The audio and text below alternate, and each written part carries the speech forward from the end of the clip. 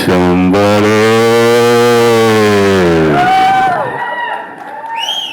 పిండి పండి పురువానికొచ్చింది,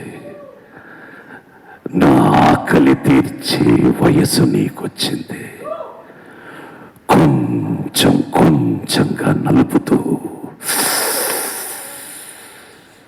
నీ సారం మొత్తం పీల్చేయాలి.